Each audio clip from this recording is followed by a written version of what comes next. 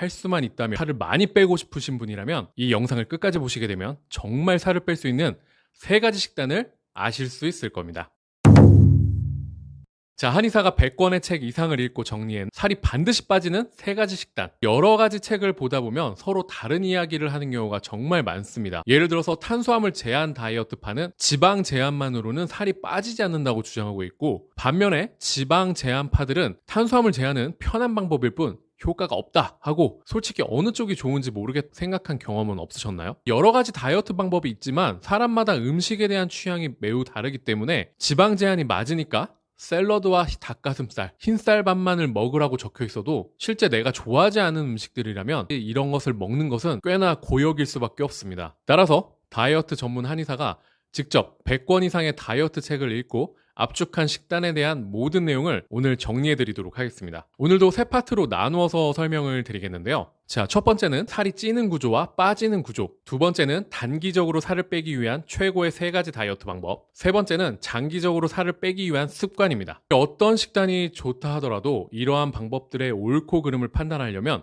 먼저 우리 몸의 메커니즘을 이해해야 합니다. 탄수화물이 살찌는 원인이니까 살을 빼기 위해서 탄수화물을 억제해야 된다거나, 반대로 다른 책에선 지방을 억제해야 된다라는 의견들을 듣고 계셨죠? 사실 살이 찌는 탄수화물과 지방 모두한테 있습니다. 탄수화물을 섭취하게 되면 소화 흡수된 후에 혈액으로 당이 보내져서 혈당이 상승하게 됩니다. 이때 췌장에서는 인슐린이라는 호르몬을 분비하게 되는데요. 혈액 속에 남는 당들은 근육이나 간으로 보내집니다.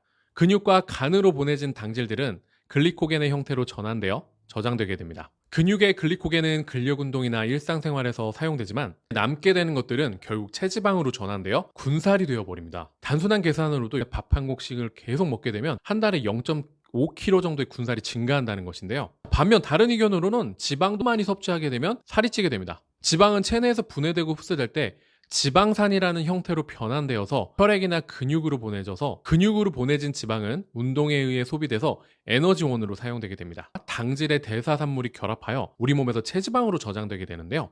따라서 배가 부른 상태에서 지방을 먹게 되면 거의 다 체지방으로 간다고 보시면 됩니다. 자, 살이 찌는 원인은 탄수화물과 지방 모두한테 있으며, 더 나아가 2가지를 모두 섭취할 수 있는 돈가스 카레라든지 도넛 등은 엄청나게 살을 찌게 만든다는 것이죠. 살이 찌는 메커니즘을 이해해서 어떻게 하면 체지방을 분해할 수 있을까요?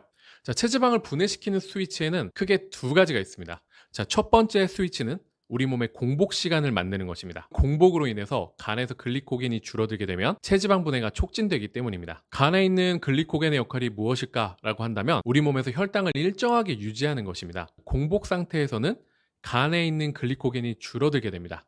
이때 몸은 에너지가 부족하다는 것을 감지하고 체지방 분해가 시작되는 것입니다.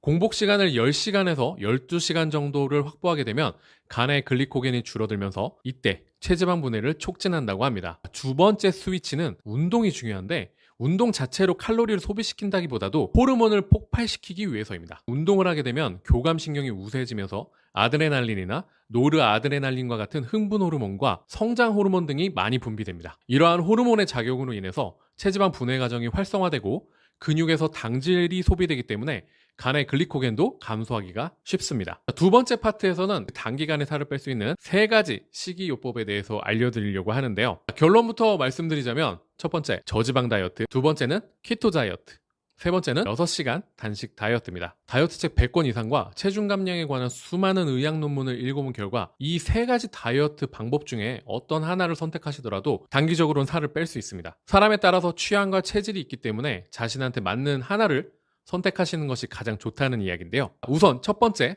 저지방 다이어트를 소개해 드리도록 하겠습니다.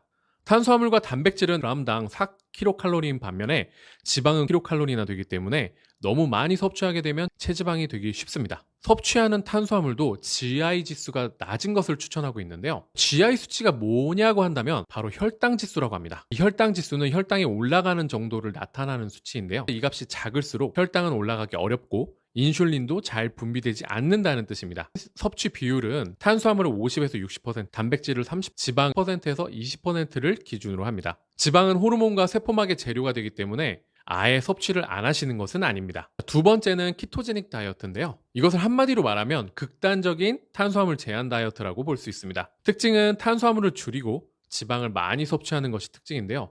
근데 지방을 많이 먹으면 살찌지 않을까라고 생각하시는 분들도 많으실 겁니다. 탄수화물을 섭취하지 않았기 때문입니다. 탄수화물을 섭취할 때 분비되는 인슐린의 분비물은 체지방을 구성을 촉진하는 작용이 있고, 또한 지방산과 당질의 대사물들이 달라붙어서 우리 몸에서 체지방이 되기 때문이죠. 키토제닉 다이어트에서는 탄수화물을 거의 섭취하지 않아서 인슐린 분비량이 줄어들기 때문에 지방을 많이 먹어도 이것이 결합하여 체지방이 되기 어렵다는 것입니다. 또한 탄수화물을 제한하게 되면 섭취한 지방이나 체지방이 분해된 지방산을 주 에너지로 사용하는 회로로 우리 몸이 전환되기 때문에 효율적으로 살을 뺄 수 있다고 합니다.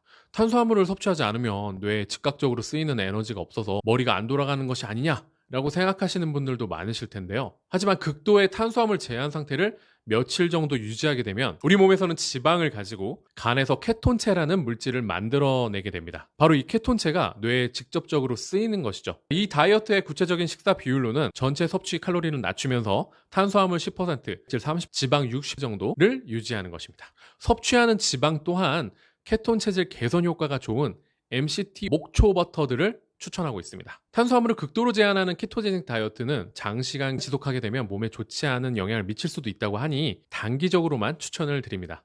자, 세 번째는 16시간 단식 다이어트입니다. 간헐적 단식으로 알고 계시는 분들도 많으실 텐데요. 하루 중에 먹어도 되는 시간을 8시간 이내로 하고 6시간의 공복 시간을 확보하는 것입니다. 자, 예를 들어서 낮 12시부터 오후 5시까지만 단백질이 풍부한 식사를 하고 오후 8시부터 그 다음날 12시까지 단식을 유지하시면 됩니다. 해외 연구 결과에 따르면 식사 시간을 제한하게 되면 자연스럽게 섭취하는 전체 칼로리를 줄일 수도 있고 분해된 체지방을 연소시킬 수도 있다고 합니다. 또한 16시간 단식을 하게 되면 인슐린과 포만감 호르몬인 렙틴 호르몬의 작용을 향상시켜서 탄수화물의 과다 섭취와 식욕의 폭주까지도 예방할 수 있다고 하네요. 여러분들도 이 세 가지 방법 중에 자신에게 맞을 것 같은 다이어트를 한번 시도해 보십시오.